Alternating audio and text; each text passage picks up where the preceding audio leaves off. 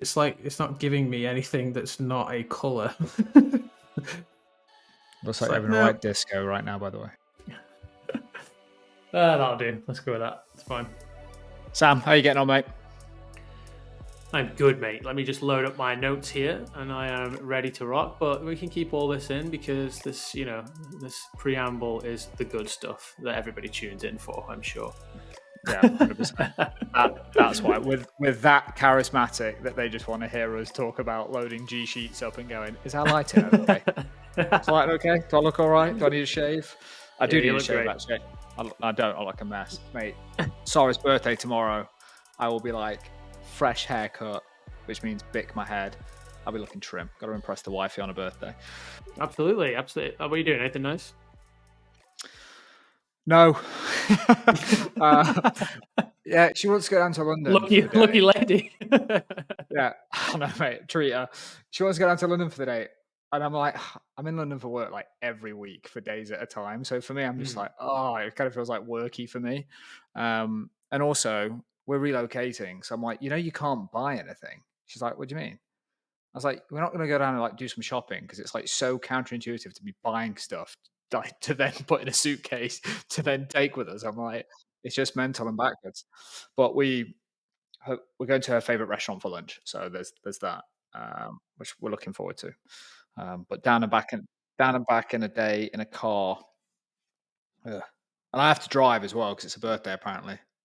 By the way, going completely off topic here, but does Katie have like a birthday week or a birthday weekend? I've noticed that women, and I'm being very generalistic here, and I'm aware of that, and like someone can kill me in the comments, but as a bloke, we tend to have like a birthday, and if that, it's kind of like cool. We'll go for a nice meal on our birthday. And we kind of go, that's the birthday bit. Like Sarah, my wife, tries to expand her birthday into, it's my birthday week. And I'm like, you are not happening. That is not a thing. No, to be honest, mate, it's usually the other way around, but not out of choice. I'm just terrible at um I'm terrible at gifts, I think.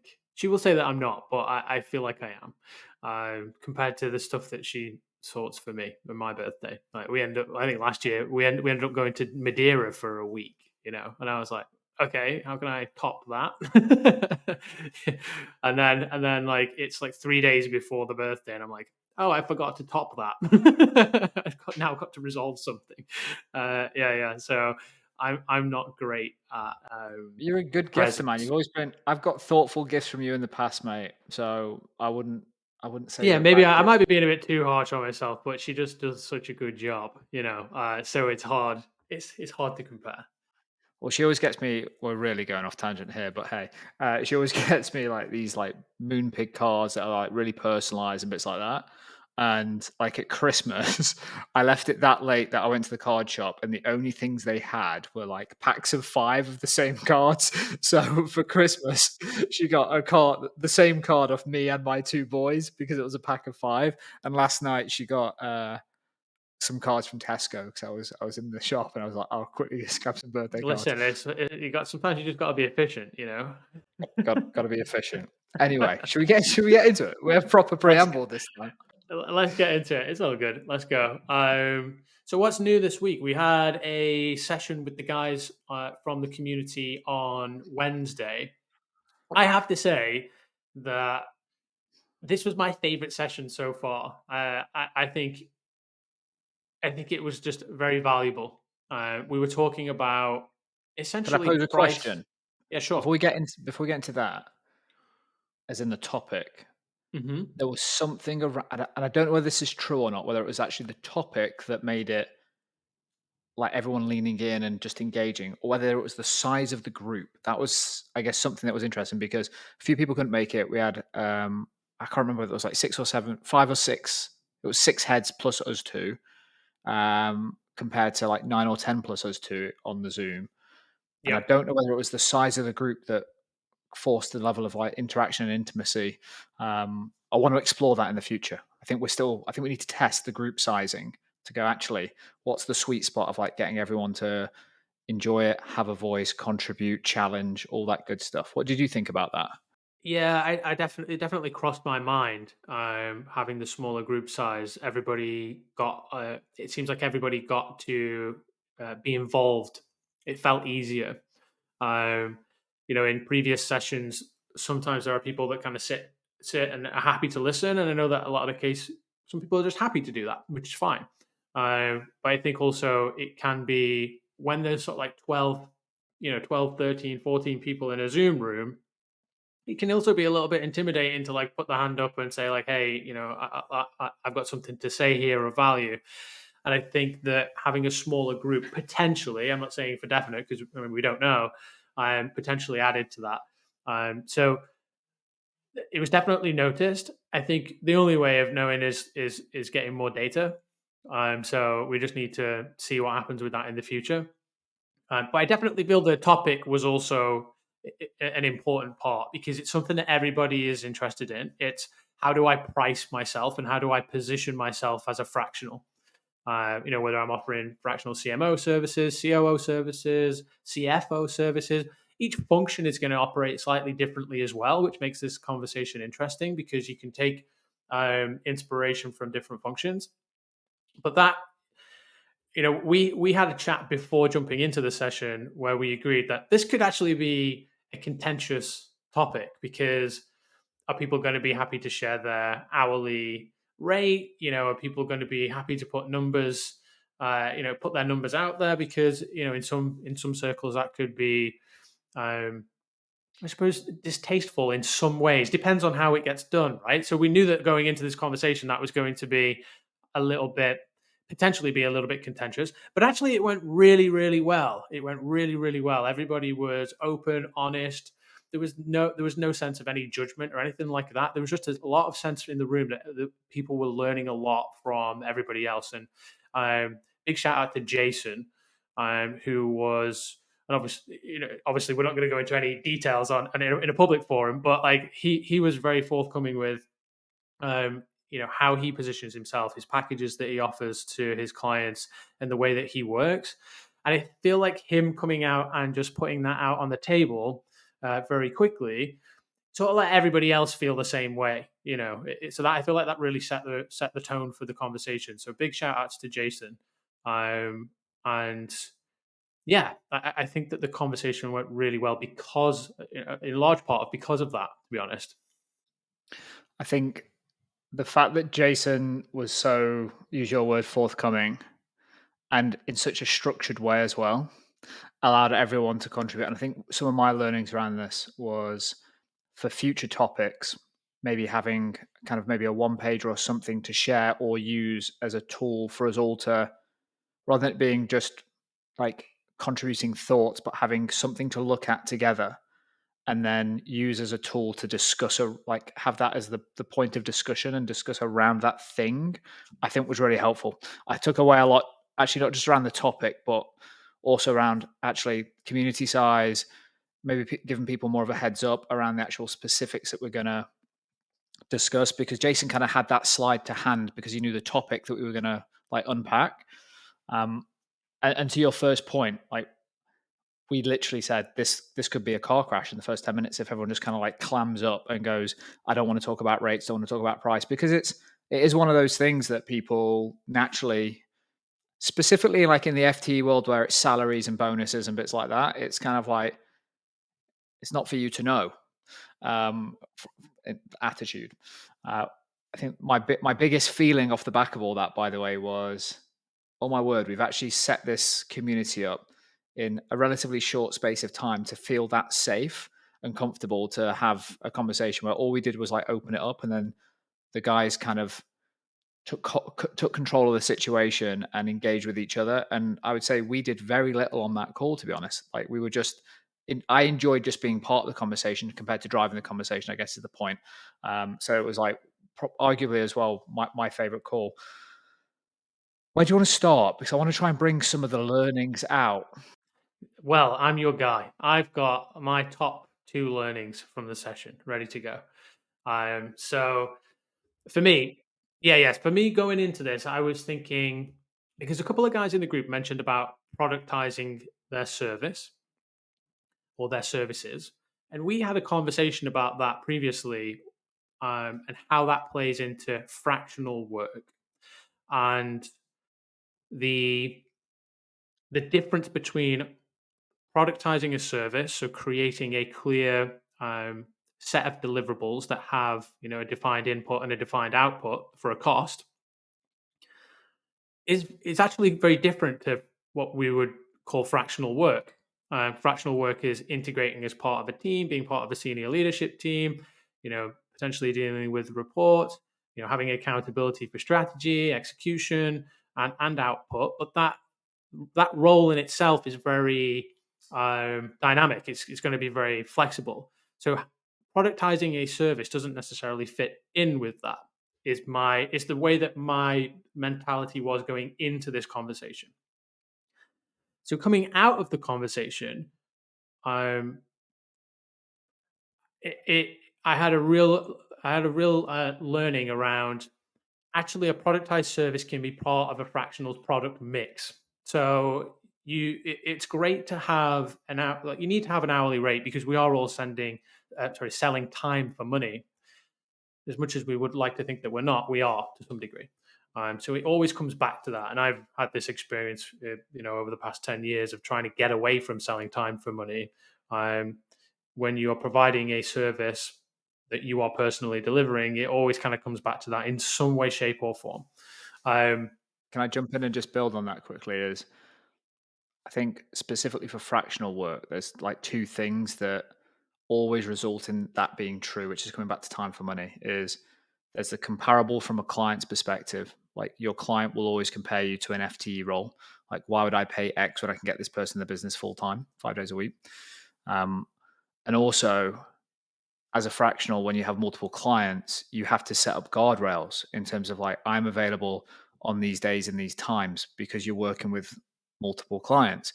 So you actually have to put yourself in that time box, which is like you get access to me on these times. And when you put yourself in that time box, naturally it's very easy and rightfully so to go, this is how much time I'm being allocated of this person, and this is how much money I'm spending. So it's really, really hard to decouple those things. yeah, extremely difficult.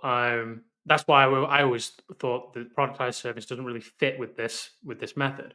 Um, but actually, what I kind of learned in the session was it can make a great part of being part of the product mix, and usually it would make a great step into a new fractional engagement. So if you are, in communication with a new client, you're talking about getting into a contract with them or an engagement with them, having something that is a productized service as a way in is actually really helpful because, and in most cases, that's going to be the discovery part of, onboarding a new client, just to generalize it. But having like a defined, like, hey, purchase this, it's going to, we're going to go through this process. And at the end of it, you're going to get this report or you're going to get this outcome. And then from there, we can then talk about moving on to, a retained service that includes X amount of hours and, this type of input and these types of SLAs. Um, it makes a lot of sense to do that. So I took, that was my top learning was that productized services actually can be a really good um, bolt on, I suppose, or like an intro product to new client engagements. My build on top of that is I drew this thing. I'm looking at my notes at the moment as I glance down. I was enjoying actually. I've got the Apple iPad out and the Apple Pencil back in my life now in the last week, by the way, and I'm really really enjoying it because I've realised that I'm going off again on a tangent, but I've realised that when I'm having conversations like this, it actually feels quite abrupt to like type as you're talking to someone, whereas like it's a nice in between of like a notepad, keeping it digital, but also staying engaged in the conversation. Anyway, so little plug for Apple apparently. The from a productized service perspective, I drew this like chart, so I'll try and um, I might even go to the extent if you are watching on the YouTube's is just grabbing what I drew, my scrappy drawing, and sticking it into the video. But for the sake of the listeners, there was like 3 bar charts, and there was like tour one, productized service, middle one, which is retained, and then to the right of it, another tour one, which is advisory.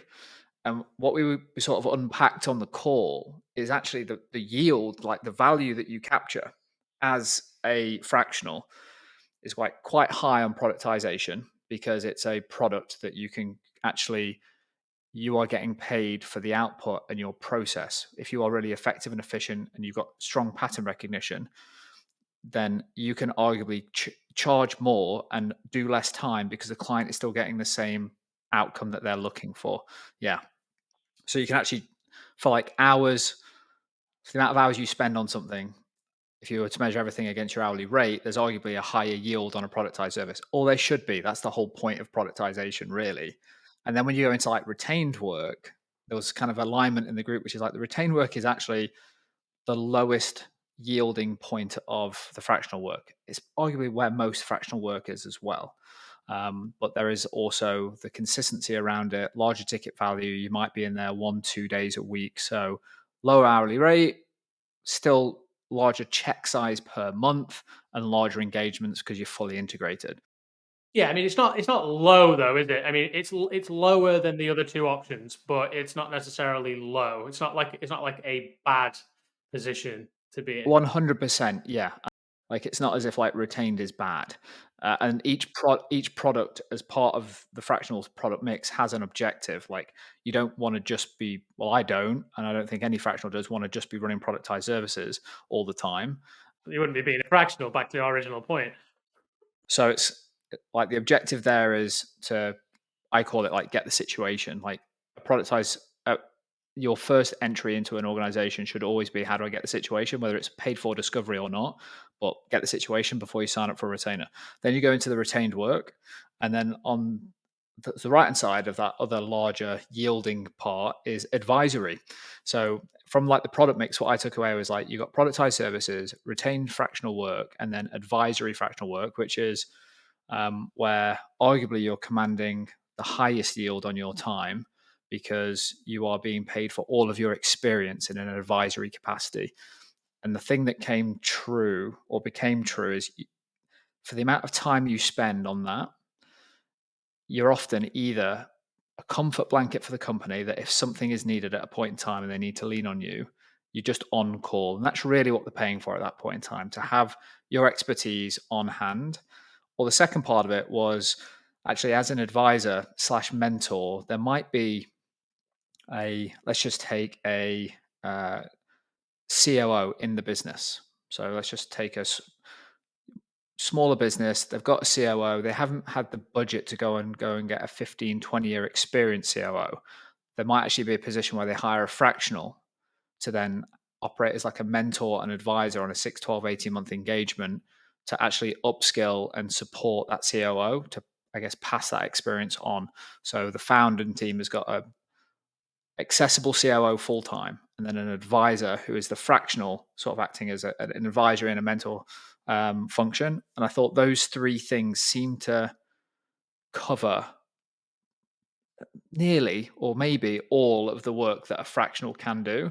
And I'd never thought of it in terms of that product mix. And I thought all really interesting, all different levels of yield on the account, but all really important depending on the type of the company and the engagement that you want to have with them. Yeah, no, I totally agree. I totally agree. I'm trying to think here.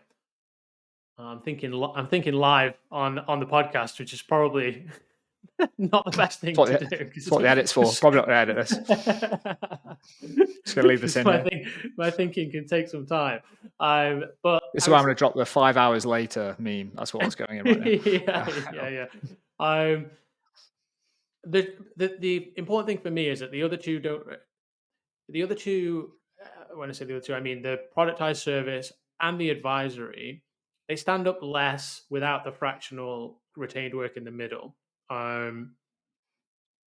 Because even if you get to the advisory point, the reason why they would be paying for that fractional advisor is because of the wealth of experience that you have across the industry. Ideally, obviously, there is a case to be made that if you've just worked at one company as a COO for like 10, 15 years, you can go into another company as an advisor, and provide advisory services in that way. But it's not really the same as like having an advisory option for an experienced fractional, because the amount of experience that and knowledge that they're and different market knowledge that a fractional COO who's been in the game for like the same amount of time, they're going to have um, a lot more to say and a lot more knowledgeable insights to help out a company from an advisory standpoint. I also think if you pushed it to the extremes, just being like an advisor, let's just say all you did was advisory as Mhm. part of your product mix, and that's just what you did. For me, anyway, I think it's important to always be in the thick of it. So, as a fractional, the fact that you are integrated day to day, still sharpening your craft, seeing what's new, dealing with like new Yeah. challenges and platforms and considerations and technologies and all that great stuff. I think when you said they kind of prop each other up, that's where my head went to is like, you probably add more value as an advisor or a mentor when you are still in the game and integrated in a fractional way across a couple of companies. I think those two things are so That complementary. well articulated. That's the point I was trying to get to. Thanks. Yeah. So packaging is really important for making sales a lot easier. Rather than having a hourly rate that you're trying to sell yourself based on, and sort of just bundles of hours, maybe um, packaging these services up is a great sales technique. We get into sales techniques here because of um, the way that the way that you can position what you're doing, and the sort of anchoring that also gets involved during that process. Um, you're able to build a lot of trust by recommending the right package for somebody, rather than just saying, "I charge X amount per hour." In some cases, that can have like a little bit of a visceral reaction from the client, because the client is always every client's different, but people have like a visceral reaction to like time per hour. When people hear, "Oh, what you have to charge this lawyer charges like 500 an hour or whatever," it's like, "Oh God, really?" People hate that, don't they? So, packaging what you offer up into, whether it is bundles of time, but also making it clear about what they're getting with each one of those packages, I think it makes the sales process a lot easier, and it's easier to build trust by allowing you to then recommend the right package at the same time during that process. Yeah, this came up in the conversation a fair bit, and I think to try and generalize it for the people either listening or watching to this right now, as an example, I think if you go into the world now and you start to see whenever you're being faced with, probably the easiest thing is like when you're being faced with any form of a subscription pricing model, those pricing, those the prices that you're seeing, they're not random. Like they're there for a reason, and there is some psychology that is being driven. Actually, there's a brilliant guy that I'd love to get onto the mics in the future, um, who behavioral psychologist who does all things pricing. Just on this, it could just be a really nice, interesting segue and build. But they're not random. So, as an example here from a fractional perspective, is you might have three different products in your mix and what you offer. And that might be, to pull back to what we just discussed, that might be a productized service, that might be retained work, and that might be advisory. And all of a sudden, if you're presenting that and packaging it correctly to your prospect during that sales process or discovery process, is they might see a 10K a month, 8K a month, and 4K a month product. And in terms of how you position that, when they see that pricing architecture, you might say, here's what I do. By the way, based on whether it's the discovery you get in the situation, A and B are not a fit for you right now. You should take the 4K product. And by having what you offer packaged up so they can visibly see each one of the things that you do, and then as a sales tool and tactic to be actually taking them away from what I guess most people would say they're going to try and sell me on the most expensive thing all the time, by actually going, I know your problem. The right solution for me is this one, and then moving them off the highest price point down to something that's either mid or lower, I think is a really strong way to one, get your foot in the door and close a deal, but also really focus on the client's needs at that point in time and build trust from day dot. And I think you only get to that point because otherwise, I think most people would take the approach of spend some time with you, Sam, understand the situation, and I send a proposal, and that proposal is for 6 grand. I have no context as to whether I'm getting your top package, middle package, lower package. How engaged are you? What does this look like? I have no context to what else was on the table because I think most people go swapping time for money. We're just going to put a proposal in. Whereas as a fractional, one of my key takeaways was I could do heavy immersion or I can do light immersion. And based on what your needs are, I recommend X and here's why. But by setting the scene in a wider offering, I think is a really nice way to build trust. And also, there was a comment on the call which was like price, whether we like it or not, price signals value. And I thought that was a really interesting phrase that someone said on the call, which was like how we position and set our stall out, even if it might feel slightly uncomfortable in terms of the prices that we charge because we know the value we create. Like by having a higher price, you're actually signaling a higher value. That doesn't mean you can go and charge a fortune and not deliver. It just means that when I guess anyone else that's in a similar space and as a fractional is thinking about their pricing is like undercharging and trying to be competitive often puts you in the sea of sameness of everybody else. And you have to work out ways to stand out. And higher price does signal higher value, but you then have to have the credentials, the reputation, and the chops to back it up. Nice, mate. Yeah, well, they were my two key lessons I came out of the session with. Anything from you? You've grabbed, to be honest, mate, looking through my notes, you've grabbed the big points that were on my list. You've nailed. So nothing else that's meaty apart from I'm just going through these now. One, when we're thinking about our comparison, these are like real tactics and just nuggets that I took away. Is one of the tactics is when we're talking about how much we charge as a fractional compared to an FTE, is we have to remember that like as a fractional, we don't get the holiday, we don't get all the benefits, we're not part of the profit share and the bonus. And it's actually making sure that if a client is taking us down that path, which we always want to avoid, that it is a like for like comp in terms of like the FTE all in package compared to a fractional and making sure they are like for like. So there was that quick note. I'm going to go through two more quick ones. That's a really easy one to miss. You know, that's an easy one to just kind of forget about. So it's really Yeah. important to highlight that for sure. Yeah, like imagine if you're hiring like a senior leader in the company, I don't know, 150, let's just say 150K a year. I'm in dollars in my head, so 120K sterling. They go, well, I can get an FTE for 120K. And you go, can you? You're going to probably have to pay a recruiter 17.5% to find that person. You're then going to have to onboard them. You're speculating with all that time. You've then got bonus, you've got NI, you've got all the other things. You've got the travel, you've got a whole world of stuff. And just as like a word of caution is like, if you are having that conversation with your clients at that point in time, coming back to what we discussed in a previous shows, you probably haven't communicated the value effectively up front at that point in time that they are nitpicking against the FTE role. But I thought it was a really important build. Two other quick things. One, by saying yes to one client, we're saying no to something else. I think that was just really important. When we are selling time, we have to remember that we should spend the time to work out, are they a perfect fit for us? Like, because by saying yes, we might be giving up a day, 2 days, 3 days a week. And there is an opportunity cost to every time we say yes to something, we're saying no to a future opportunity. I thought that was just a beautiful little comment and phrase that I wanted to capture. And then super small tactic at the end was tracking our time, which is actually making sure that we're diligently actually tracking the time we spend on accounts, because we might think we are charging whatever your hourly rate is, but as we know, we go into a retained activity, which means let's just say we're doing 2 days a month. Are you actually doing 2 days a month? So track your time, because there's all the calls, the meetings, the emails in between, the days that you're allocating.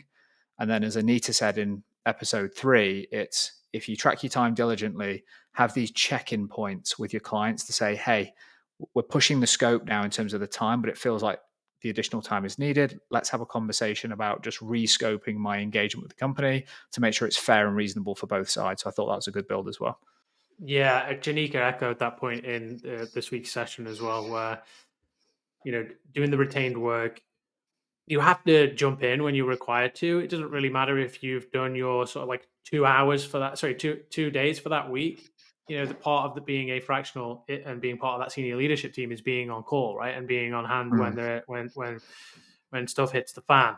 So you do have to do that, and it's easy to not track those hours. Um, and in one way or another, it kind of all comes out in the wash. But you have to make sure that it does, right, by tracking the time. Because if you don't, then you can find yourself in a position where actually you're almost double the amount of time that you've committed to each month. By tracking it, we want to have a conversation around data. Like what you don't want to do is go to your client and say, "Hey, I'm like working like really hard on this account now, and it's beyond the scope." It's like, all right, get the smallest violin out for the biggest problem. Like, what's the point here? It's like, no. Like, I've tracked it over the last 3 months. I'm meant to be doing 2 days a month. I'm actually doing like closer to four. Here's like the data that shows it, and here's the projects and activities that we've been working on. Can we have a conversation around this? Like, arming you with that data, I think, is really important to be able to actually have a conversation that gets the result you're looking for. Yeah, I think that people have a visceral reaction to tracking time, and just to reiterate, like this is for you, it's not for the client, right? Like this is not for. We're not suggesting track your time and send your timesheets in every week like a good boy or girl. So it's more about collecting the data for yourself, as you just mentioned. Great, yeah, great build. And it's part of my practice now, actually. And it seems like everyone in the group uses something called Harvest. I use Toggle just for time tracking. Some people use Google Sheets, keeps it dead easy. But it's for your time. Like, where are you actually spending your time? Perfect, mate. So nothing else. Those three tactics. Do you want to talk about, just to shift gears? Do you want to talk about what we're doing at Infraction? What's new? Yeah, so what's new? We published our first podcast earlier this week with a member. So if you didn't check out the last episode, go and check out the episode with Anita Chauhan.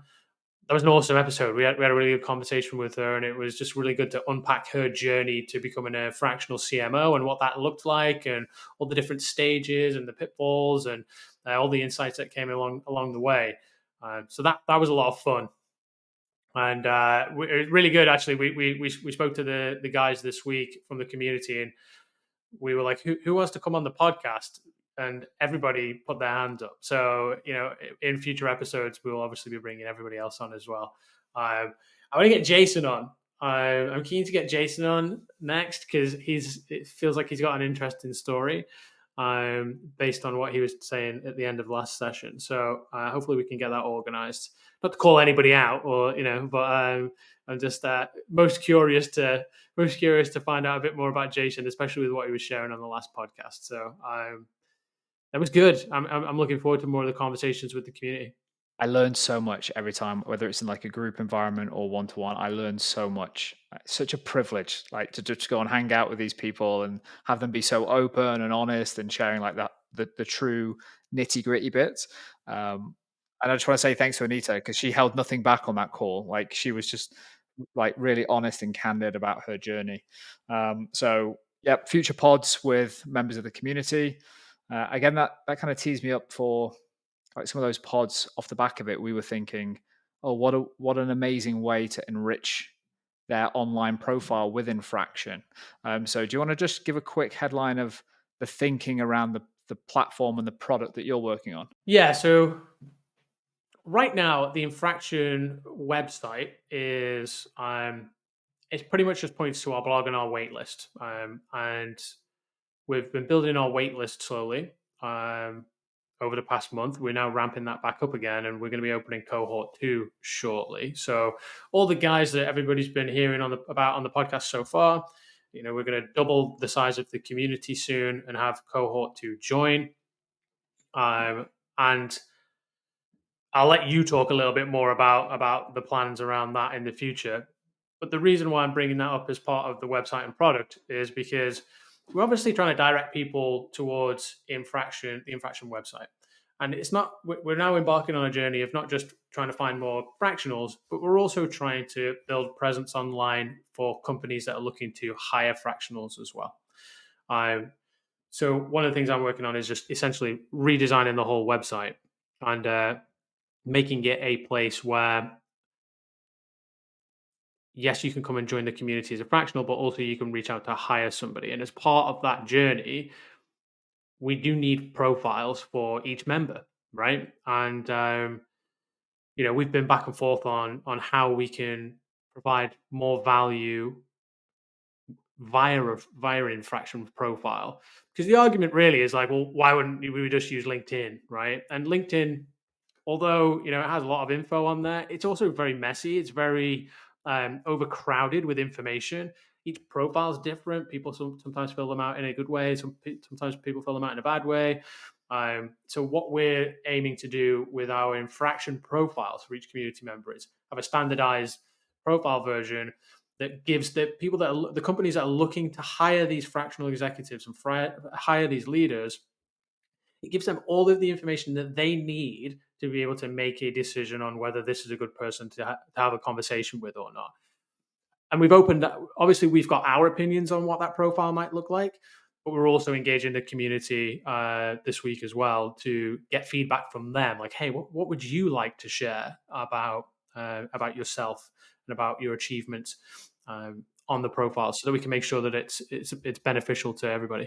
And one step above that actually is, well, actually, just to build on what you said first, is having a LinkedIn profile is fine, but it doesn't present itself and allow fractionals across their experience, their pricing, their product, the transformation that they take clients on. Like, we want to be able to have one place that really, I guess, captures, packages, and presents that well for specifically just for fractional leaders.